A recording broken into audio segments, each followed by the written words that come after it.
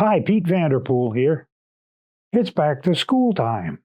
We've got all of these local school systems that are bringing back kids, and they're talking about taking their phones away from them, and they're talking about safety. Well, it reminds me, way back when Santa Claus first started, I was concerned about kids' safety.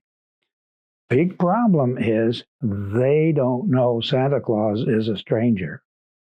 I had an experience with a local school. A friend of mine was the principal, and he said, "Hey, I'd like to have you address the kids and talk to them about being safe." I said, "Oh, I'd be happy to do that."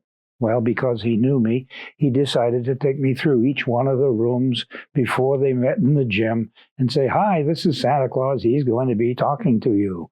And so we went. One room, kindergarten, first, second, third, fourth, got to the fifth grade. And in between, of course, we're talking about the fact that kids don't know Santa Claus is a stranger. Well, we got into the fifth grade and I could not contain myself. So I said, "Hey, kids, how many of you think Santa Claus is a stranger?" Way in the back of the room, there were two boys that were standing up. One boy put his hand up, the only one in the room. But the boy next to him saw him put his hand up, so he put his hand. Now I got two hands back there. We go out into the hall, and I said, "See, they don't think Santa Claus is a stranger." He was mad. He said, "They know better. They do know better." I said, "Well, okay." So we got all the kids in the gymnasium, and there they are on all of the benches over there, on the bleachers. And I get this idea. The little elf on this shoulder says, "You could get these kids to walk out. Nobody could stop them. All you'd have to do is say, 'Hey, kids, let's go see Rudolph. He's out there in the parking lot. Come on, follow me.'" Teachers couldn't have stopped them. But I was good. I didn't do it. But anyway, those are the kinds of things that Santa Claus gets into. I had quite a program. I was going into the after-school program for the local Y and talking to kids about being safe. There was another school down in Chattanooga area that asked me to come down and put on that same program. So I was in kindergarten, first grade, second and third grade. And then they came to me. I was done at that point in time. Third grade was kind of the limit. But they came to me and said, "Will you talk to the fifth graders?" And I thought, sure. And I'm walking in there, and what am I going to talk to fifth graders about? Got to brainstorm.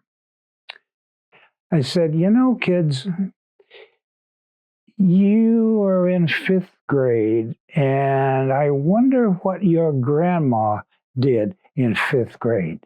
Do you have any idea?" "No, nothing." I said, "Do you think she took math?" This is a math class. "Do you think they had math?"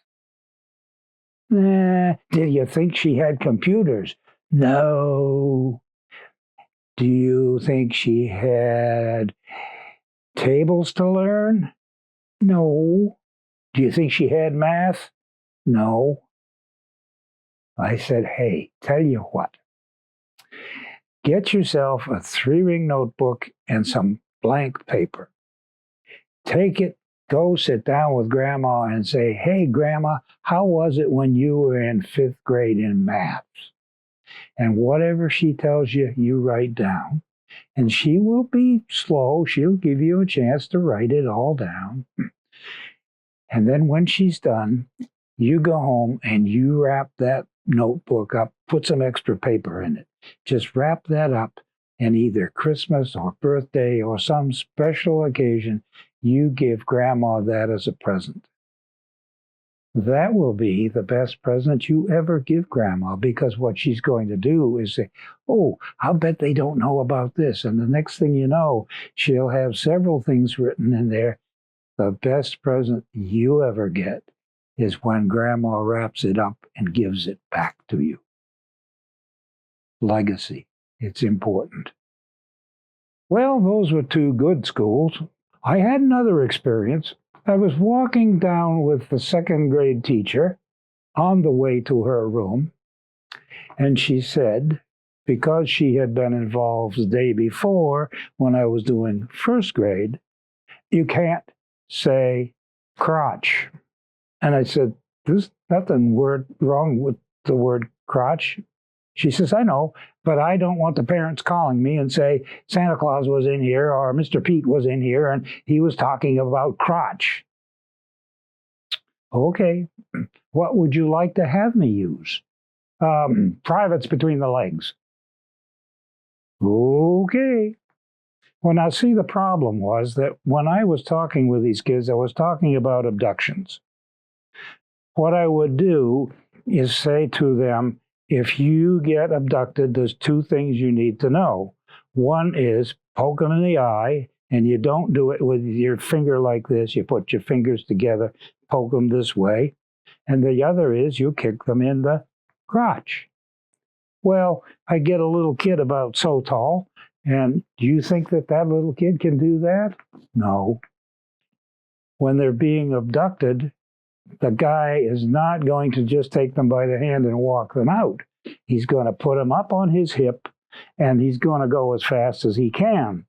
Now, I've got a little girl. I take the smallest kid in the class, and I put him up on my hip, and I say, now, can they poke me in the eye? Yeah.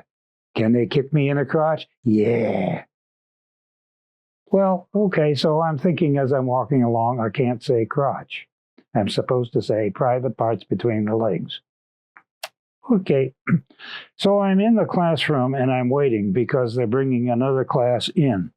This lady has got the sternest class you'll ever be in. 2nd grade, mind you. They sat there like bumps on a log looking at me. She sat in the back of the room grading papers. This class came in, and boy, they were bubbling. The teacher was laughing. They were having a good time.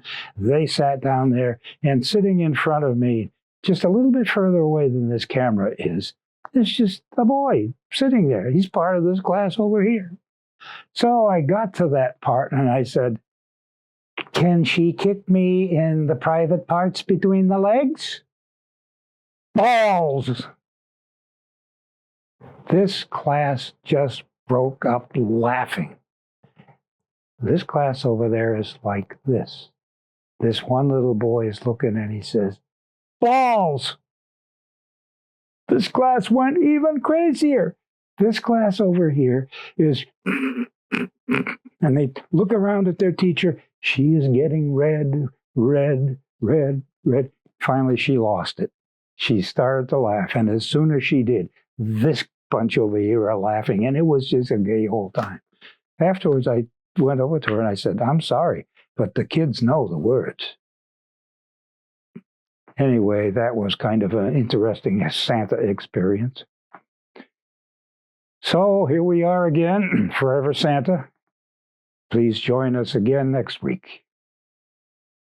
Thank you.